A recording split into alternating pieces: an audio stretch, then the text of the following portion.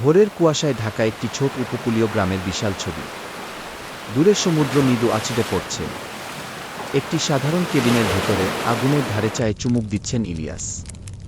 পুরনো ছবিগুলো একজন মহিলার এবং কাঠের তৈরি একটি পাখির, যা তার উপর খোদাই করা ছিল।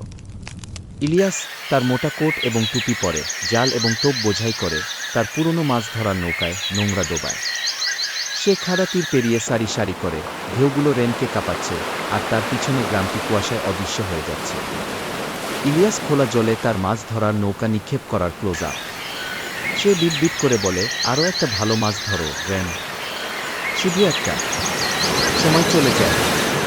ধূসর আকাশের নিচে নৌকা ভেসে যাওয়ার সাথে সাথে ইলিয়াস ঘুমিয়ে পড়ে, হাতে পাইপ ধরে। উপরে শুধু বড় পাখিরা কাটে। হঠাৎ রেখাটি ঝাঁকুনি দেয়। ইলিয়াস তার লাঠিটি প্রায় ফেলে দেয়। সে চোখ বট বট করে ধরে। ইলিয়াস লাঠিটি নিয়ে কুস্তি করার সময় স্প্রে উড়ে যায়। সমুদ্র মন্থন করে।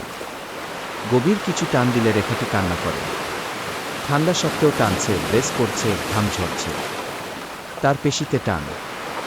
কুয়াশা ঘন হয়ে আসে। জল অদ্ভুতভাবে স্থির হয়ে ওঠে। রেখার টান কমে যায়। নীরবতা, ইলিয়াসের শ্বাসকষ্ট ছাড়া। লেভিয়াথান উঠে যায়, অসাধারণ এবং অন্যরকম। আশগুলি তারার আলোর মতো ঝিকিমিকি করে। এর চোখ ইলিয়াসের সাথে আটকে যায়। ইলিয়াস এবং প্রাণীটি একে অপরের দিকে তাকায়। সময় থেমে যায় বলে মনে হয়। উত্তেজনা ভয় থেকে বিস্ময়ে পরিবর্তিত হয়।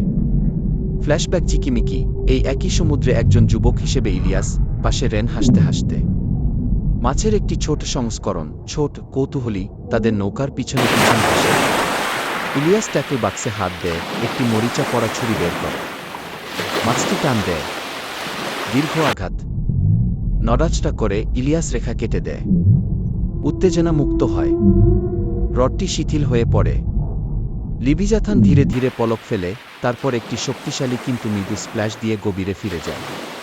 ইলিয়াস সারিবদ্ধভাবে বাড়ি ফিরে যায়, তার পিছনে সোনালি এবং কমলা রঙের সূর্য অস্ত যাচ্ছে। তার মুখে একটি শান্ত শান্তি বিরাজ করে। সে নৌকাটি খালি অবস্থায় ডকে টেনে নেয়।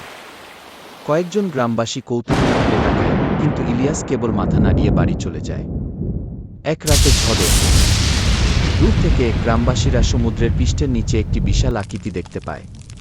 আগুনের তাপে উষ্ণ ইলিয়াস ম্যান্টলের উপর খোদাই করা পাখিটির দিকে তাকায়। সে মৃদু হেসে ফিসফিসিয়ে বলে, শুভ রাত্রি পুরানো বন্ধুগো।